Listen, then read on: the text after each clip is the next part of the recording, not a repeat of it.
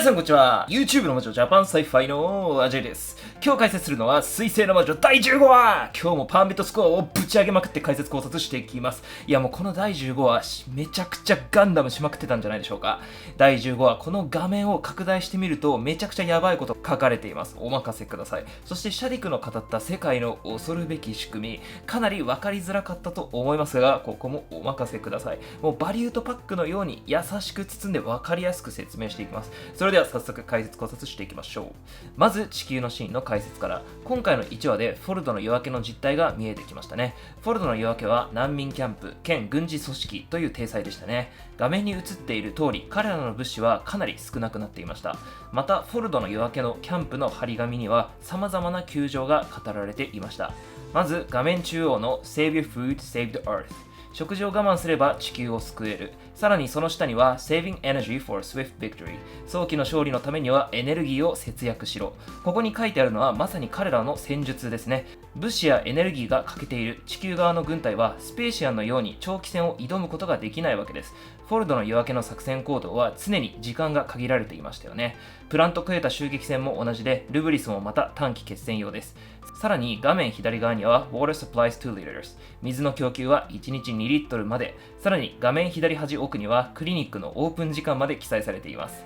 こういう細かいワールドビルディングめちゃくちゃ大好きなんですよね。さらに画面中央下には Food ration、 食事が配給制であるということが書かれています。さらに1日あたり1500キロカロリーとちょっと不足気味ですよね。成人男性の必要カロリーに届かないんじゃないでしょうか。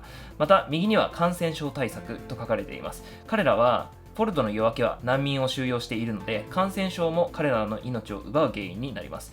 実際現場のドクターは鎮痛剤のストックをとオルコットに頼んでいましたよね。ここから医療用具や物資がかなり足りていないということがわかります。最初はスペーシアンが何か化学兵器でも地球に撒いてアーシアンを病気で殺すみたいな、そういうヤバすぎる世界観かと思ったんですが、フォルドの夜明けの子供たちは特にマスクをつけたりはしていなかったので、単純な感染症対策という感じですね。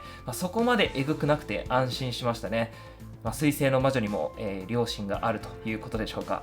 ただしこのポスターに書かれているセリフというのは、戦時中の窮状を物語っていることが伺えますよね。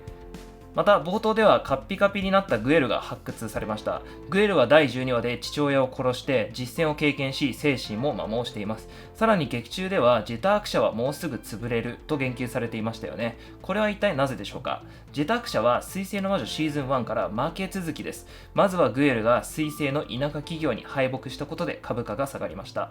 また決闘の結果をもみ消して再戦した結果、さらに敗北。ジェターク社はもともと重モビルスーツと AI 技術に優れた会社なので、その最新鋭機であるダリル・バルデが敗北したとあっては、もう株価もだだ下がりなわけですね。さらに息子であるグエルが勝手に出撃して自らペイル社に勝利を渡してしまうという始末。もうこれだけでも会社としての経営はガッタガタですよね。そこからさらに株式会社ガンダムというライバルが出てきて、ビムはデリング殺害を狙うわ、出撃して死んでしまうし、さらにテロリストが使用していたモビルスーツはデスルターというジェターク社製だったということも分かって、さらに信用も失墜。そこで残された唯一の希望はグエルとラウダなのですが、グエルは精神崩壊して動けず、さらにラウダも第14話で意気揚々と出撃しては顔面を潰され瀕死状態なので、もう家族経営を主としているジェターク社は信用も経営もボロッボロの状態ということが分かります。だから潰れそうというわけなんですね。そりゃ潰れるわってところですよね。さて次に解説したいのはめちゃくちゃ難しかったシャディクの会話シーン。ここではスペーシアンとアーシアンのビジネス構造が事細かに描かれていました。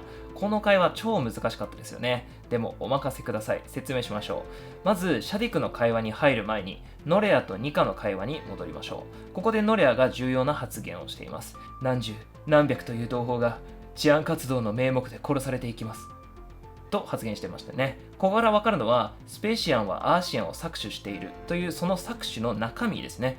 ここでいう搾取は2つあります。1つは経済的な搾取、アーシアンを労働に縛り付け裕福にならないように金銭的に搾取する。要するに江戸時代に農家が作った作物を地主とか侍がめちゃくちゃ年貢として没収するみたいな、そういうことですね。もう一つの搾取はシンプルに虐殺です。ノレアの発言で語られていたのは、治安活動でアーシアンが殺されるということ。我々がシーズン1第4話で見た治安活動は虐殺行為そのものだったというわけです。つまりスペーシアンはアーシアンを経済的に縛り付け、さらに彼らが反抗する兆しを見せたら武力によって制圧し虐殺する。これこそが搾取の正体だったというわけです。では、ここからシャディクの会話を説明していきましょう。まず、このアドステラの世界がどのように成り立っているのかです。その仕組みは戦争シェアリングです。言い換えれば、戦争により生み出された利益を分配するということです。また、地球では代理戦争が行われているという発言もありましたね。このことから、スペーシアンの各企業は地球の企業や勢力に軍隊を与えて、さらに彼らを焚きつけて代わりに戦争をさせる。これによって戦場が地球で疲弊していくのは地球の勢力同士という構造を作れるわけです。そしてスペーシアンは戦争道具を地球側に売りつけていくことで儲かっていくという仕組みです。わかりにくいのでドラえもんで説明しましょう。まずのび太とジャイアンが喧嘩をしています。しかしのび太にはドラえもんというスポンサーがついています。しかしこのドラえもん非常に悪徳でのび太に秘密道具をお金で売るわけなんですね。さらにジャイアン側にもドラミという未来から来たスポンサーがついている。そしてドラミもジャイアンにお金で秘密道具を売ります。そしてドラえもんもドラミものび太とジャイアンにこう伝えるわけです。お前らこれで戦争しろよ。この道具があれば相手を殺せるだろって。なぜならドラえもんたちが持つ未来の道具は子供の殴る蹴るよりはるかに強力ですからね。これによってドラえもんとドラミは武器を売って儲かるわけです。戦争による利益を共有する。これが代理戦争と戦争シェアリングの仕組みです。さらにこれにはいいことがあるんですね。ドラえもんとドラミは一切ダメージがないわけです。秘密道具を与えて傷つくのはのび太とジャイアンのみ。さらに戦争で汚れていくのは空き地だけというわけです。未来世界は一切ダメージを受けないわけですね。話を水星の魔女に戻すと、ドラえもんとドラミをスペーシアンに置き換えて、のび太とジャイアンをアーシアンに置き換えると話が分かりやすいですね。しかしここでシャディクが指摘した問題が出てきます。それが利益は先細っていくだけだというセリフ。そう、シャディクはこの戦争シェアリングの限界を指摘しているわけです。もはや数十年続いたこの戦争シェアリングの構造は長引きすぎて、アーシアン、のび太もジャイアンも疲れ切っているというわけです。のび太はこういうわけですね。ドラえもん、もう武器なんていらないよ。僕たち戦えないよと言ってるわけです。なので、悪徳ドラえもんと悪徳ドラミはもう武器が売れなくなってきているんですね。武器が売れないと儲からなくなるというわけです。シャディクが目指しているのは、この構造の破壊です。なんだかハサウェイみたいですよね。だからハサウェイやってたんか。シャディクは戦争シェアリング、シャディクが言っているのは戦争シェアリングではなく冷戦構造を作ろうという提案でした。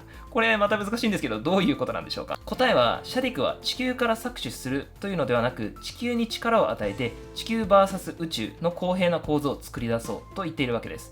今地球と宇宙が全面戦争をしたら地球は間違いなく負けます。しかしベネリットグループが宇宙を裏切り地球側についたら、地球プラスベネリットグループ対他の宇宙企業という構図になって 50-50 の戦力になるわけです。しかし 50-50 の戦力で戦争をすれば双方共倒れになってしまうわけです。